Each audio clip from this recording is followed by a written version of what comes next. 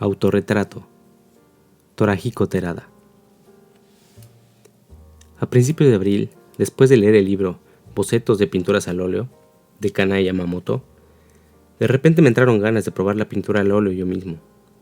Desde que enfermé a finales del año pasado, casi todos los días había estado en cama desde la mañana hasta la noche, leyendo libros, pero a medida que el clima se volvía más cálido y las flores y plantas del jardín comenzaban a brotar, de repente me cansé de estar siempre acostado en la cama. Al mismo tiempo, mi estado mental también cambió con el clima. Ya no tenía la paciencia para leer durante largos periodos. Hasta ese momento, mi mente había estado dirigida hacia adentro, pero de repente se volvió hacia el exterior, y sentí como si la naturaleza, recién despertada de su sueño invernal y llena de vida, estuviera dándome animadamente la bienvenida. Fue justo entonces cuando apareció el libro del señor Yamamoto, como si me tomara de la mano para levantarme. Durante mis años de secundaria, probé un poco la pintura al óleo. Le pedí al profesor de dibujo que me consiguiera herramientas y pinturas de un lugar de Tokio llamado Ida, y copié diligentemente un modelo que él me prestó. No usé lienzos, sino que pinté sobre el papel amarillo al que yo mismo aplicaba cola, y luego dividía las luces y sombras con betún. Ese era mi método. Pinté bastantes cuadros, pero nunca llegué a hacer un boceto de la vida real.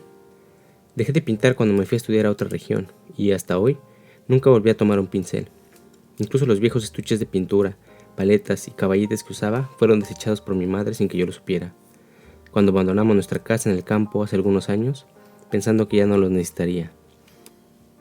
Después, cuando fui a la ciudad y vi exposiciones de arte occidental, a veces recordaba mis días de secundaria.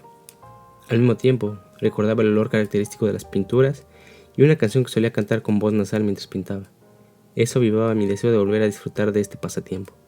Sin embargo, mi situación no me permitía tener suficiente tiempo libre ni un estado de ánimo tranquilo para llevarlo a cabo.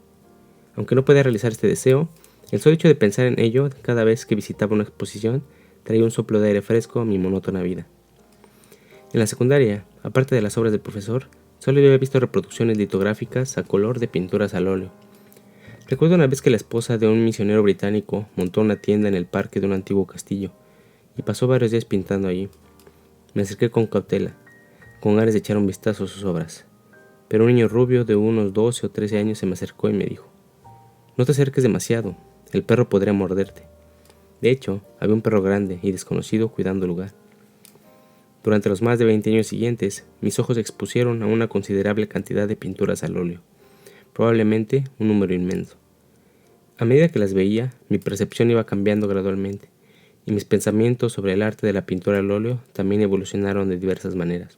Sin embargo, durante todo ese tiempo, siempre albergué el deseo de ver un cuadro pintado por mí. No importaba cuántas obras maestras hubiera en el mundo.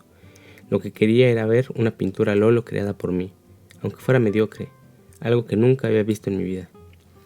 Este deseo apareció y desapareció durante muchos años, pero ese año en particular, al mismo tiempo que brotaban los retoños de las plantas, revivió con fuerza, y me di cuenta de que satisfacer ese deseo sería el trabajo adecuado para mi convalecencia. Así, rápidamente reuní pinturas, pinceles y otros materiales necesarios, y me dispuse a hacer mi primer intento de naturaleza muerta, en una pequeña tabla para bocetos. El brillo y el olor frescos de la pintura recién exprimida en la nueva paleta evocaron intensamente recuerdos del pasado. La sensación táctil especial al mezclar la pintura pegajosa en la punta de un pincel largo también revivió con fuerza las impresiones de hace más de 20 años, hasta el punto de que casi podía ver el jardín visto desde mi habitación en aquel entonces, y los rostros de personas que casi había olvidado.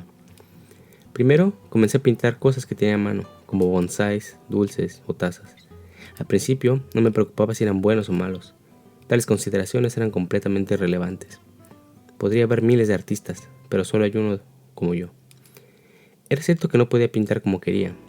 Por otro lado, no dejaba de ser interesante ver cómo surgían cosas inesperadas de mis propias manos. A veces, lo que pensaba que sería imposible de lograr resultaba pasable, y lo que parecía fácil terminaba siendo complicado. Más interesante aún era descubrir una variedad de colores en una pared o en una superficie de tela de un solo color, o darme cuenta de que las hojas de las plantas, que pensaba estaban inmóviles, se movían como animales. Incluso cuando no estaba pintando, me volví notablemente más sensible a estas cosas. Una vez, mientras estaba acostado leyendo un libro, me sorprendí al ver que la sombra de mi dedo sobre la página blanca era de un hermoso color azul cobalto puro, con un halo amarillo completamente a su alrededor. y dejé de leer por completo. En otra ocasión, mientras observaba las hojas de una flor de loto dorado en el jardín, el cielo nublado se abrió repentinamente y un fuerte sol iluminó todo, haciendo que las numerosas hojas redondas crecieran rápidamente, cambiando su orientación y disposición para absorber la mayor cantidad de luz posible. Cada hoja parecía tener su propia voluntad, como un animal, y eso me resultaba algo espeluznante. Mientras pintaba objetos cotidianos y paisajes del jardín, comencé a notar que las opciones de qué pintar se estaban reduciendo. En realidad, incluso los mismos objetos o paisajes podrían convertirse en material infinito si se cambia la disposición, la luz o la perspectiva, pero como principiante y aficionado, quería probar pintar diferentes cosas. Lo que más quería pintar era un paisaje al aire libre, pero tuve que renunciar a esa idea debido a mi estado de salud. Así que finalmente me vi obligado a empezar un autorretrato. En general, nunca me interesaron mucho los retratos, y en particular siempre tuve una especie de aversión inexplicable hacia los autorretratos de las personas. Sin embargo, a pesar de eso, me encontré con ganas de intentar pintar mi propia cara. Un día, sentado frente al espejo, observé detenidamente mi rostro.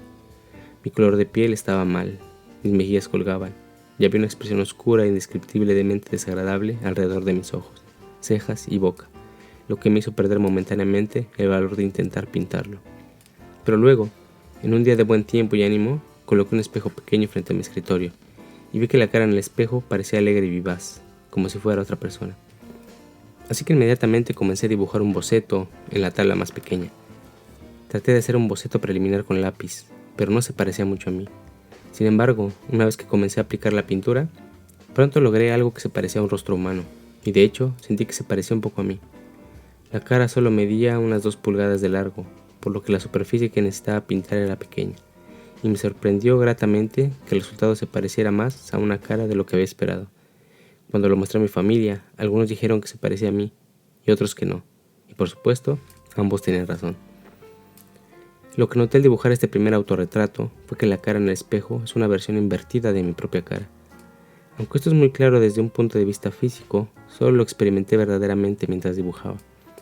Cosas como la parte izquierda de la ropa o la dirección en que se peina el cabello y la posición de los lunares invertidos no importaban tanto, pero considerar y extender la simetría de los ojos, la curvatura de la nariz y cada detalle de forma invertida era extremadamente difícil. En resumen, me di cuenta de que nunca podría ver mi verdadero rostro en un solo espejo. Podría haber utilizado 2 espejos para ver mi rostro ligeramente inclinado, pero eso era complicado y parecía que no podría manejar la diferencia entre los lados izquierdo y derecho con mi habilidad artística. Mientras simplemente trataba de dibujar el rostro reflejado en el espejo, me confundí un poco con la parte izquierda del kimono. Por un lado, la ciencia y el arte me ordenaban dibujar lo que veía, pero por otro, me preguntaba si eso no se vería extraño en el dibujo, y pensé que a mi esposa no le gustaría, así que terminé dibujando la parte derecha del kimono, lo que todavía me resultaba incómodo. Este primer autorretrato tenía un rostro terriblemente arrugado, frunciendo el ceño y mirando fijamente hacia adelante, lo que me hacía parecer una persona irritable y apresurada, pero al reflexionar, no podía decir que no tenía esas cualidades. Unos días después, intenté dibujar un segundo autorretrato en una tabla del mismo tamaño. Esta vez, incliné un poco la cara. El resultado fue una cara mucho más amable, llana y juvenil. Mi esposa e hijo se rieron diciendo que se veía demasiado joven, pero mi madre dijo que se parecía más a mí. Puede que haya una diferencia de más de 10 años entre la imagen que mi madre tiene de mí y la impresión que tienen mis hijos. Esto me recordó cuando recientemente vi una foto de un maestro de la escuela primaria al que no habían visto desde hace mucho tiempo. Al principio no lo reconocí, porque la cara en la foto parecía demasiado joven, como la de un niño. Pero al observarla detenidamente, los recuerdos de hace 30 años volvieron claramente a mí. Pensando en esto, me pregunto si la imagen de los demás en nuestras cabezas envejece junto con nosotros, manteniendo un intervalo de edad constante. Al intentar pintar mi propio rostro, me di cuenta de que, dependiendo del momento, podían surgir diferentes caras, todas ellas siendo mi rostro. Esto seguramente se debe a mi falta de habilidad en el dibujo, pero de todas formas lo encontré interesante. Tanto en el autorretrato número 1 como en el 2, debe de haber algo que se parezca a mí, pero al compararlos uno al lado del otro, parecen ser 2 personas diferentes. Esto me lleva a pensar que ambos retratos solo se parecen a mí en aspectos secundarios y no en los rasgos esenciales que definen mi apariencia. Me recuerdo una experiencia curiosa que tuve. Una vez, en un tren, estaba sentado frente a una pareja con un niño. Obviamente, las caras de los padres eran completamente diferentes y no se parecían en el sentido convencional, pero al observar al niño, noté que se parecía mucho a ambos padres. Aunque no pude precisar qué características había heredado de cada uno, me sorprendió ver cómo los rostros tan diferentes de los padres se habían fusionado armoniosamente en el rostro del niño, formando una cara completamente única y natural. Lo que me sorprendió aún más fue que, después de observar al niño, y luego de volver a mirar a los padres, los rostros de ambos, que inicialmente me parecían completamente distintos, empezaron a parecerse entre sí. Me pregunto cómo explicarían los psicólogos este fenómeno. Sin duda es un tema interesante. También me hizo reflexionar sobre el profundo significado de las relaciones entre padres e hijos. Otro caso que me contó un amigo llamado K es sobre los hijos de otro amigo. Uno de estos niños se parecía más a la primera esposa fallecida del padre que a su propio padre o madre biológica. K, al ver al niño por primera vez, sintió un shock indescriptible. Si la observación de K es objetiva, parece que la ciencia actual no puede explicar completamente este fenómeno. Me preguntaba cuáles serían los elementos que determinan si dos rostros se parecen o no. ¿Habrá algún método científico para analizar y extraer estos elementos? Mientras pintaba mi autorretrato, pensé en varias cosas. Podría pintar muchas imágenes del mismo tamaño y en la misma dirección. Luego tomaría fotos de cada una y las superpondría para hacer una foto compuesta. Si las diferencias en cada dibujo se distribuyeran al azar, como los errores en física, el resultado de la superposición podría ser una media que se asemeje a una foto real. Si no se parece, esa diferencia podría relevar la ecuación personal del artista o exponer su ideal de su propio rostro. De cualquier manera, clasificaría los retratos en 2 o 3 grupos según su semejanza aproximada, y luego compararía cada foto con lo real, identificando los puntos de coincidencia y discrepancia para hacer una tabla estadística. Este método podría ser un paso en el estudio sistemático del fenómeno del parecido de los rostros. Dejé de pintar autorretratos después del número 2 y volví a pintar objetos estáticos. Un día, un pintor amigo mío, el señor T, regresó de un viaje y vino especialmente a ver mis pinturas. Mostré todas mis obras y recibí varios consejos e ideas interesantes, lo que me resultó muy iluminador. Sobre los autorretratos, comentó que el color era demasiado claro y que necesitaba observar más detenidamente y trabajar con más paciencia en los colores y tonos. Ahora que lo menciono, me di cuenta de que los rostros que había pintado no se parecían a los óleos habituales, sino más bien a las pinturas japonesas de colores pálidos. Aunque el espejo no era bueno y mi rostro se veía un poco pálido, al comparar el espejo y la pintura, la imagen ciertamente tenía colores más claros y parecía transparente, como la piel de una crisálida de seda. Empecé a pensar que era algo descuidado y superficial. Luego, el señor T habló sobre la importancia del tono. Dijo que debería mezclar colores nuevos para cada pincelada después de observar atentamente. Algunos artistas tocan el lienzo con un poco de pintura en la punta de un pincel de 6 pies de largo, como si estuvieran pinchando un pájaro. Luego miran y reflexionan antes de volver a pintar. Mientras escuchaba, me sentí muy animado. De alguna manera, sentí como si los pintores que hacen este delicado trabajo fueran hermanos de los científicos que realizan experimentos físicos delicados, ajustando tornillos sensibles y mirando a través de lentes. Por alguna razón, esto me pareció tan gracioso que empecé a reír. El señor T también se unió a mi risa. Unos días después, fui a la casa del señor T y me mostró 2 autorretratos que había pintado hace tiempo. Eran estudios pintados en tablas pequeñas, pero ciertamente estaban llenos de gruesas capas de pintura aplicadas de manera bastante tosca. Sin embargo, al compararlos con mis propios retratos planos, estos parecían mucho más vivos, como si bajo las capas de pintura negra corriera sangre caliente. Al reflexionar, me di cuenta de que esto no era algo que acababa de descubrir. Si mis autorretratos hubieran sido pintados por otra persona, probablemente los habría descartado como insignificantes desde el principio.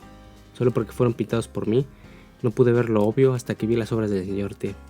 Parece que, como muchas personas, tengo la tendencia a calificar de aburrido lo que no entiendo, o a pensar que alguien que es diferente a mí carece de sentido común.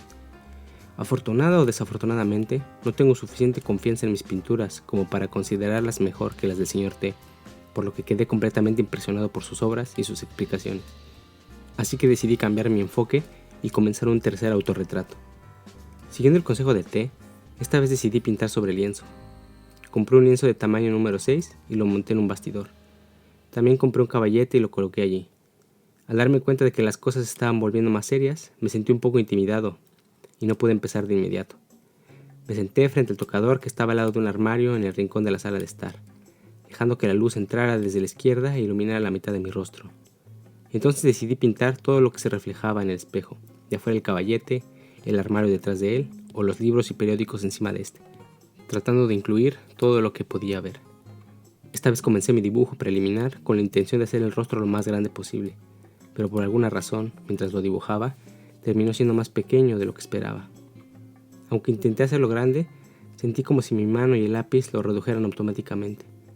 Lo que tenía la intención de dibujar a tamaño real terminó siendo menos de la mitad de eso.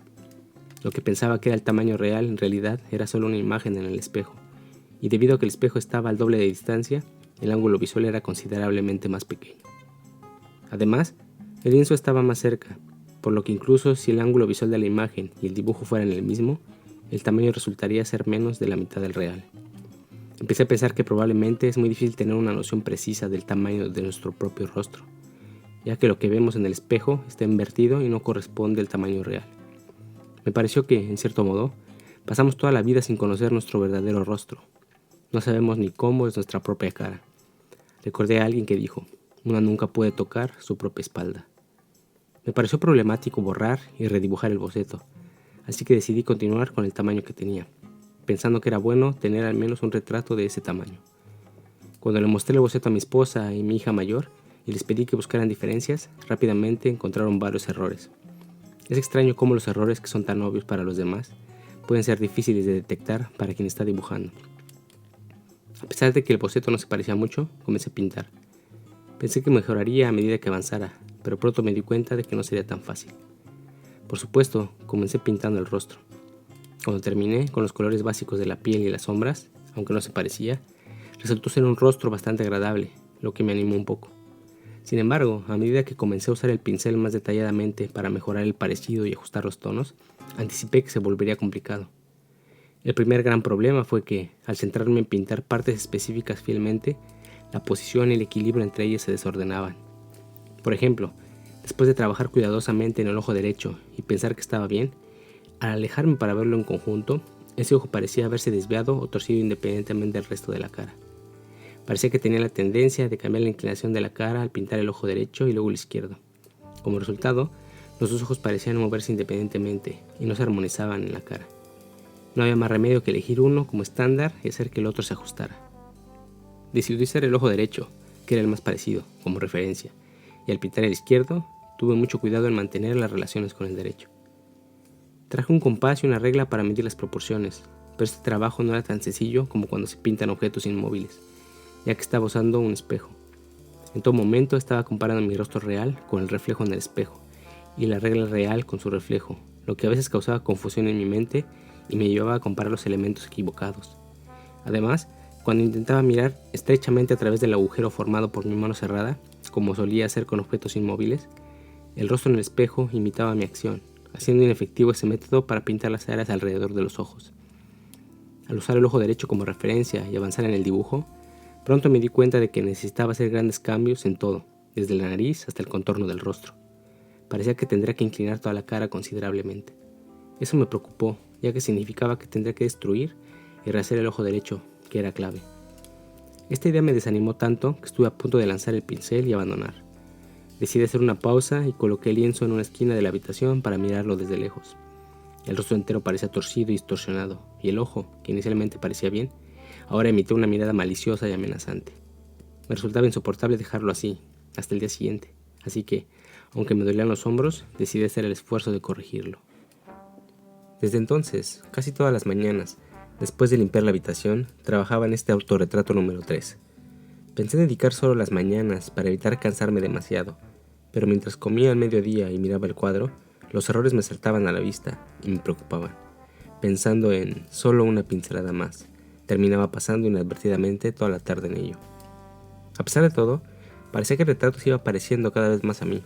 A veces, mientras pintaba y miraba de cerca, sentía que estaba casi perfecto y que no necesitaba más trabajo, lo que me hacía sentir feliz.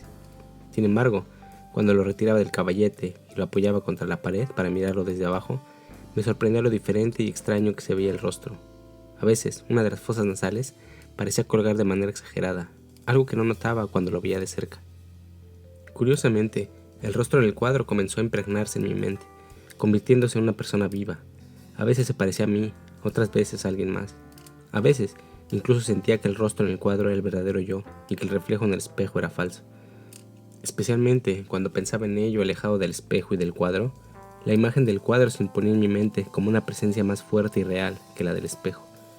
Me di cuenta de que esto no estaba bien. Decidí reducir el tiempo que pasaba mirando el cuadro y aumentar el tiempo frente al espejo. Empecé a sentir una especie de simpatía inconsciente entre la persona en el cuadro y yo, el pintor. Si la imagen torcía la boca, sentía la necesidad de hacer lo mismo. Si yo entrecerraba los ojos, parecía que la imagen también lo hacía. Los días que el rostro del cuadro tenía un buen aspecto, me sentía feliz. Si no, me sentía de mal humor. En los días en que todo iba bien, los colores y tonos que mezclaba casualmente encajaban de manera interesante. Sentía que la pintura y el pincel trabajaban por su cuenta y yo solo estaba ahí para aplicarlos. En esos momentos podía aplicar el pincel con energía y de manera descuidada, y era emocionante ver cómo los ojos cobraban vida y las mejillas se realzaban. Parecía que la pintura y el pincel estaban pintando el cuadro por sí solos, y yo solo observaba, asombrado. Estos eran momentos de alegría y excitación. Todo me parecía agradable, tanto mirar el jardín como los rostros de mi familia, y curiosamente me entraba mucha hambre. Por el contrario, en los días malos, parecía como si la pintura y el pincel conspiraran contra mí.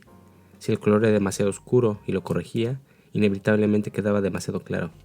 Mientras intentaba arreglarlo, el contorno se deshacía y con cada pincelada el rostro se volvía más trágico y desolado. Era un sentimiento muy desagradable. Aunque sabía que debería parar, en esos momentos me resultaba difícil abandonar el trabajo.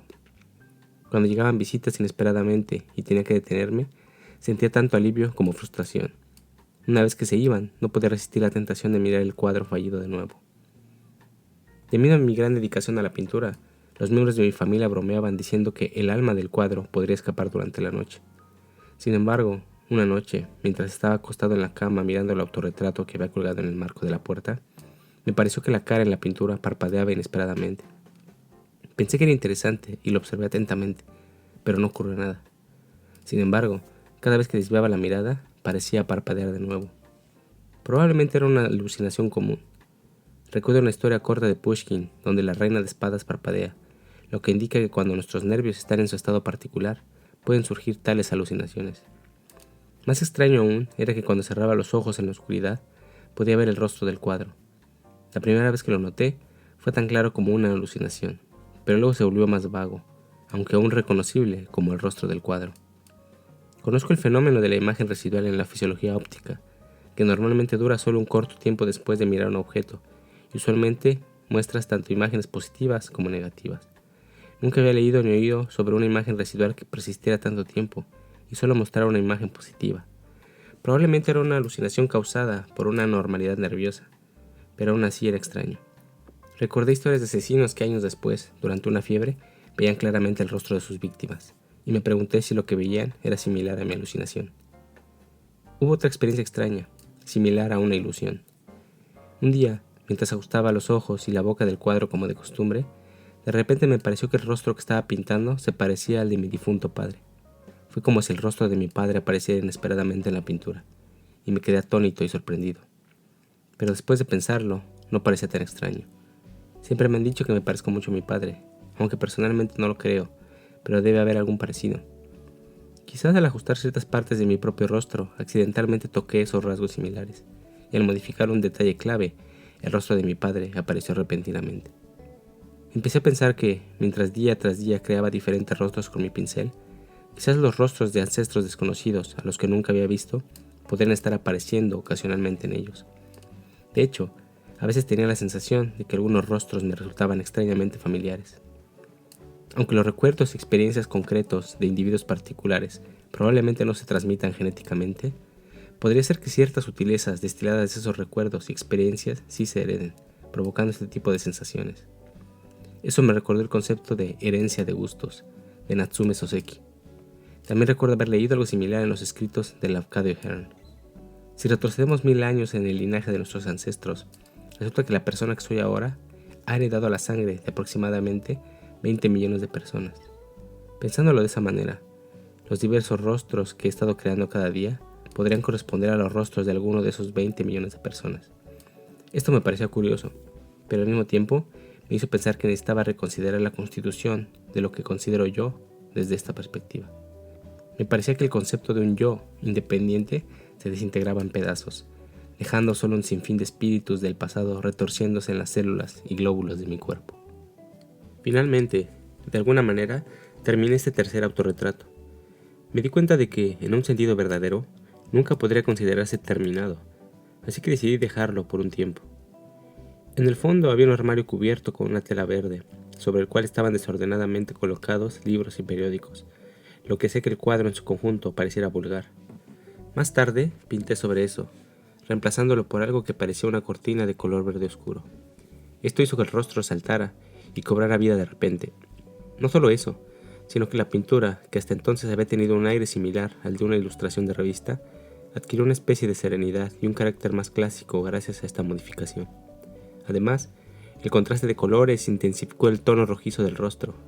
Sin embargo, al mismo tiempo, la ropa comenzó a parecer demasiado roja, lo que no me gustó, pero ya no tenía la energía para corregirlo y lo dejé tal como estaba. Decidí comenzar inmediatamente con el autorretrato número 4 en un lienzo del mismo tamaño. Esta vez, planeé hacer el rostro más grande y analizar los tonos con más detalle que antes. Sin embargo, a medida que corregía los ojos y la nariz mientras dibujaba, el rostro se fue reduciendo poco a poco sin que me diera cuenta, lo cual me pareció muy extraño. Cuando estaba casi terminado y medí las dimensiones, me di cuenta de que el rostro era apenas 3/4 del tamaño real. No tuve el valor de borrarlo y empezar de nuevo, así que continué el dibujo tal como estaba. El primer día, diferencié audazmente las sombras y las áreas iluminadas para establecer una aproximación general.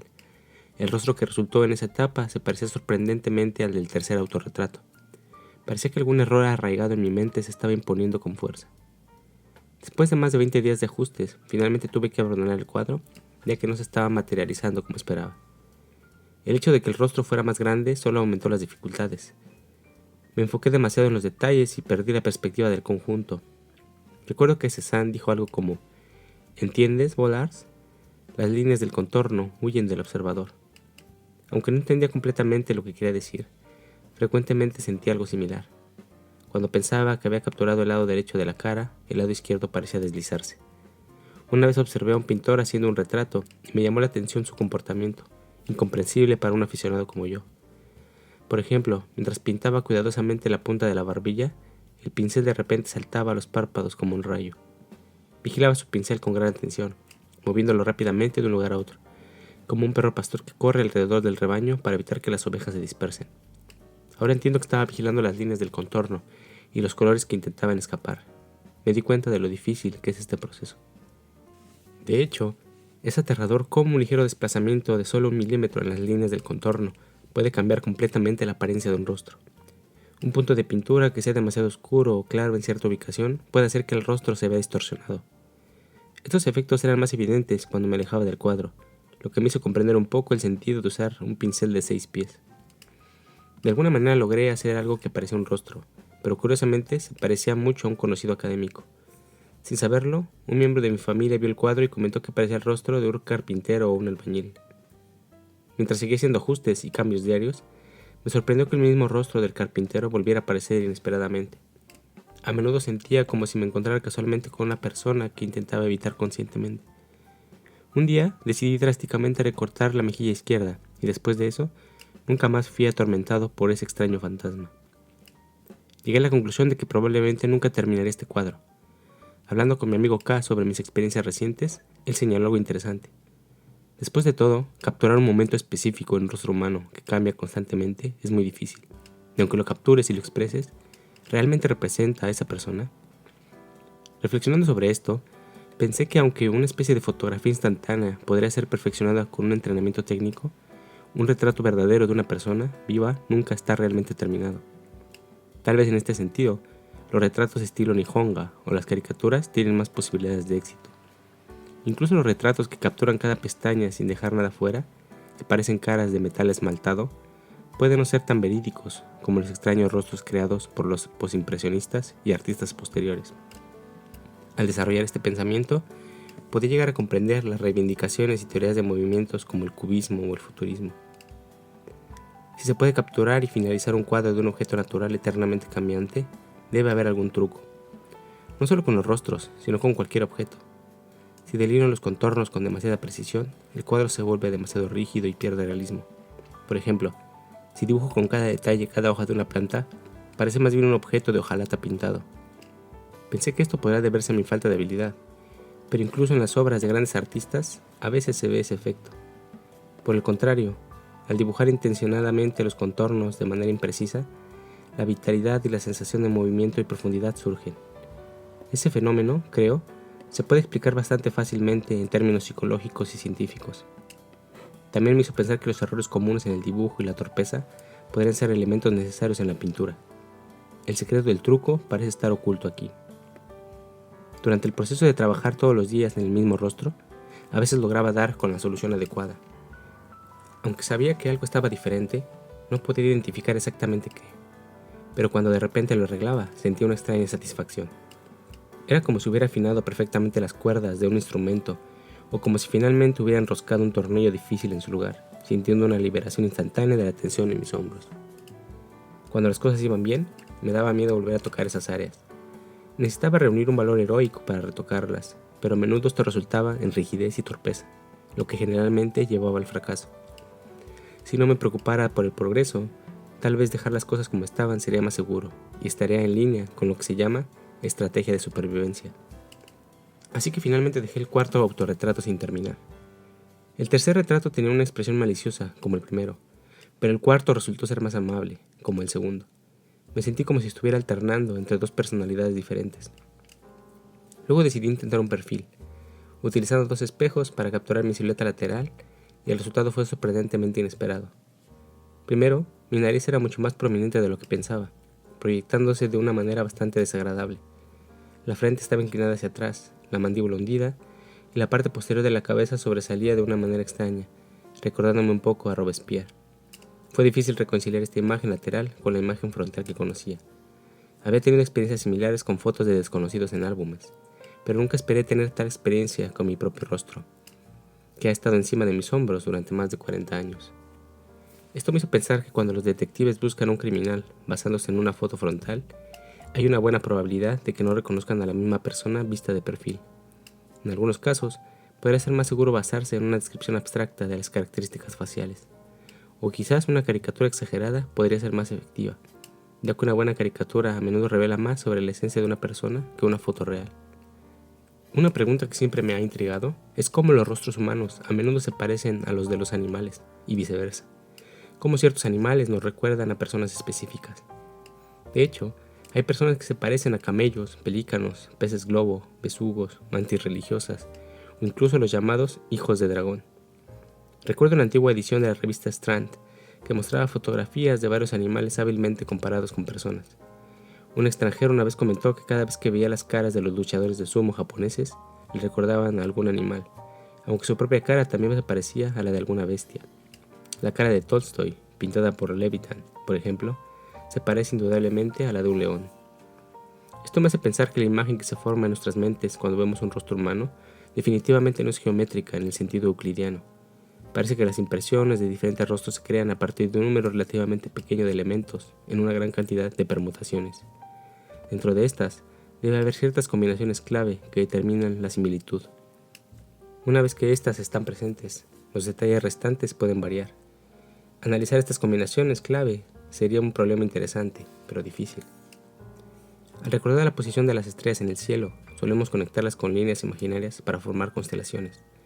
Una vez memorizadas, siempre vemos esos mismos grupos de estrellas juntos y reconocemos patrones similares, incluso si están algo distorsionados. La forma en que recordamos los rostros humanos podría ser similar, aunque la conexión de las estrellas es arbitraria. En el caso de los rostros, si esto es algo inevitable y común a todos los seres humanos, sería un tema fascinante. Cuando reflexiono sobre las diversas ciencias, especialmente aquellas relacionadas con aspectos mentales o espirituales, que pretenden explorar la verdad, a menudo parece que no logran entender la verdadera naturaleza de las cosas, y terminan creando algo similar a una descripción de rasgos físicos o caricaturas. Sin embargo, es interesante pensar que estas representaciones imperfectas han sido extremadamente útiles para los seres humanos y han contribuido a construir la civilización actual. Aunque cada persona puede afirmar que su propia descripción o caricatura es correcta, el debate final puede resultar en una discusión amarga, lo cual es irónico en un mundo que acepta el principio de la relatividad en la física. Finalmente, dejé de lado el retrato de perfil y decidí intentar un retrato frontal en una tabla de dibujo, haciéndolo de una vez por todas. Después de luchar durante 20 días, quería cambiar un poco de aires.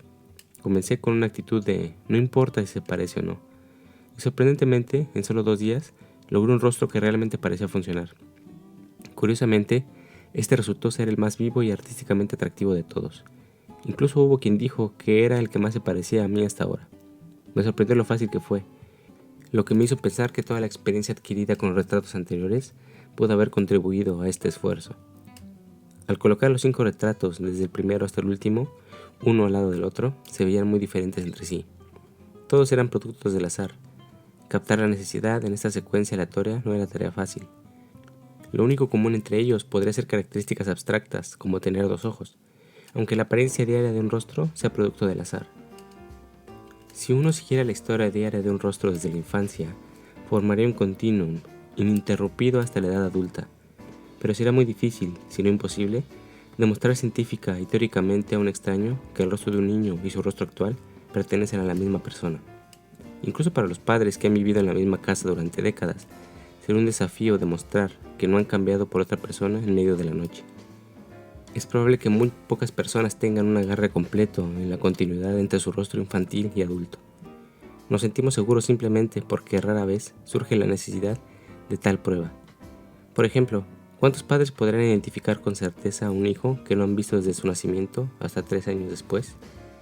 Afortunadamente, en la vida real, rara vez se requiere una prueba lógica. Las afirmaciones de autoridad suelen ser suficientes, lo que permite que las cosas avancen sin obstáculos. Mientras luchaba con mis autorretratos, pensando en cómo no podía hacerlos como quería, reflexioné sobre muchas cosas. Al revisar estos pensamientos, algunos me parecieron triviales, pero hay otros sobre los que me gustaría profundizar más. 1920